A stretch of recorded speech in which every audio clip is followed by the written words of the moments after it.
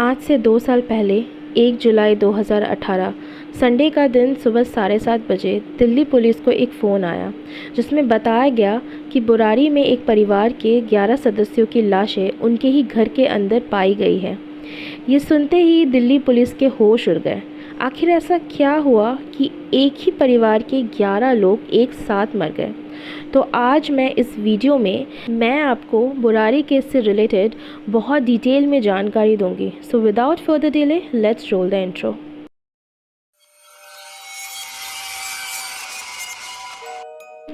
ये घटना दिल्ली में रहने वाले भाटिया परिवार की है, जिसमें रहने वाले 11 लोग थे। ये लोग राजस्थान से बिलोंग करते थे और 20 साल पहले दिल्ली में शिफ्ट हुए।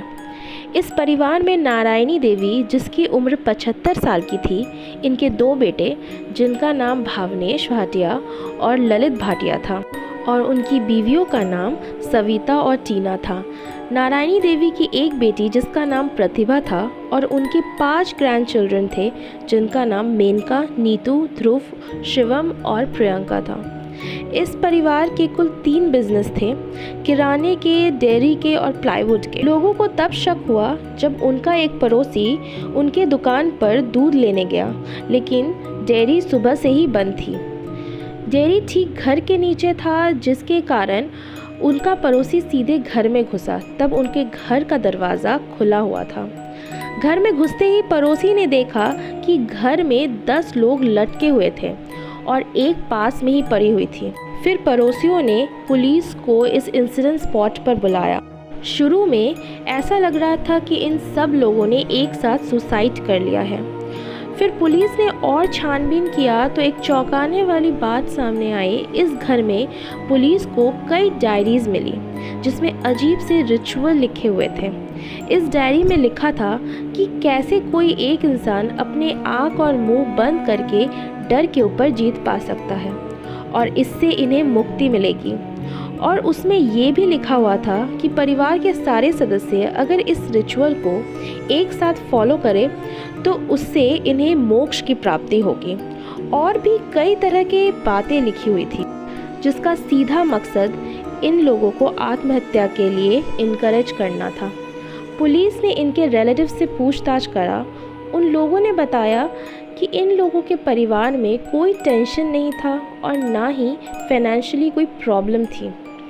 इन लोगों ने किसी रिचुअल को फॉलो करने के चक्कर में खुद की ही जान ले ली और यही स्टेटमेंट पुलिस ने पब्लिक तक पहुंचाया। तो इस केस को डिटेल में समझने के लिए मैं आपको 2007 में ले चलती हूँ, जब नारायणी देवी के पति गोपाल दास की मृत्यु हुई थी। गोपाल दास की मृत्यु से उसका बेटा ललित बहुत स्ट्रेंज बिहेव करने लगा था। उसका मानना था कि उसके अंदर गोपाल दास की आत्मा है। गोपाल दास इंडियन आर्मी को सर्व किया था और लोगों का कहना था कि ललित भी उनकी ही तरह उठने बैठने लगा था। इसके 6 साल बाद एक दुर्घटना होती है जहां ललित का एक प्लाईवुड का स्टोर था और वहां एक दिन उसके सर पर एक प्लाई गिर गया। उस दिन के बाद से ललित बोल नहीं पाता था। परिवार ने उसका बहुत इलाज कराया, लेकिन डॉक्टर का कहना था कि ललित कभी नहीं बोल पाएगा। लेकिन कुछ ही महीने बाद अचानक से ललित बोलने लग गया। तब ललित ने बताया कि एक रात पहले गोपाल दास उनके सपने में आए थे और उन्होंने ही उसका गला ठीक किया है। उसके बाद से ललित अजीब सी बातें करने लगा था और लोग उसकी बातें भी मानने लगे थे। जैसे वो हर दिन सबको सुबह उठकर सीधा खड़ा रहने को कहता था। उसका मानना था कि ऐसा करने से लोगों की मेंटल स्ट्रेंथ बढ़ती है। ललित ने अपने घर में 11 पाइप्स लगवाए थे जो घर के दीवार से बाहर की तरफ थे। दरवाजे पर 11 लोहे के रॉड्स, 11 खिड़कियाँ और अब 11 लोगों की मौत। ललित ने अपने परिवार को इस बात के लिए कन्विंस कर लिया था कि अगर वो लोग इस रिचुअल को फॉलो करेंगे तो उनकी मुलाकात गोपाल दास से होगी और गोपाल दास उनकी सारी प्रॉब्लम्स को सॉल्व करेंगे।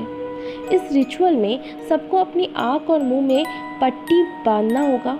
ये रिचुअल थर्सडे या संडे को रात 12 से 1 के बीच होगी। रिचुअल से पहले हवन होगा। ललित ने उन लोगों को कन्विंस किया कि वो लोग नहीं मरेंगे। उन्हें ऐसा लगेगा कि सर फट रहा है, ज़मीन हिल रही है। पर घबराने की कोई बात नहीं, क्योंकि गोपाल दास जी उन्हें आके बचा लेंगे। ये सारी की सारी बातें उन सब डायरीज़ में लिखी हुई थी। रात के 12 से 1 बजे के बीच वो लोग स्टूल्स लेके घर के अंदर आए ताकि वो लोग उस स्टूल पे चढ़कर फांसी लगा सके। ये सारी की सारी फुटेज सीसीटीवी कैमरे में रिकॉर्ड हो गए। उन लोगों को लगा था कि वो लोग नहीं मरेंगे, क्योंकि उन लोगों ने दूसरे दिन की सारी तैयारी कर रखी थी। चना फूलने के लिए रखा हुआ था और रात में रोटियां होम डिलीवरी करवाई गई थी। प्रियंका ने अपने कपड़े लॉन्ड्री में दिए हुए थे। इस घर के लोग काफ़ी पढ़े लिखे थे और सुसाइड के लिए मनाना इतना आसान नहीं था। इस केस के पीछे 2 रीज़न्स हो सकते हैं। पहला, या तो ललित दिमागी तौर पे बीमार था, या फिर वो गोपाल दास के सपने के बारे में झूठ बोल रहा था। हो सकता है वो कोई सैटानिक रिचुअल को फॉलो कर रहा था। सैटानिक रिचुअल में किसी ना किसी को सैक्रिफाइस देना होता है। नंबर 11 से ऑब्सेशन, हवन करवाना, दीवारों पर मंत्र लिखना और ना जाने कितने रिचुअल्स ललित ने अपने फैमिली से करवाए थे। मेरा मानना ये है कि कोई भी रिलीजियस थॉट्स और पॉजिटिव एनर्जी आपको कभी भी अपनी जान लेने के लिए मजबूर नहीं कर सकती। ये काम कोई नेगेटिव एनर्जी का ही हो सकता है। हे व्यूअर्स, इस वीडियो को लाइक, कमेंट, शेयर ज़रूर करें और इस चैनल को सब्सक्राइब करना मत भूलना, क्योंकि मैं ऐसी और वीडियोस लाती रहूँगी। Thanks for watching.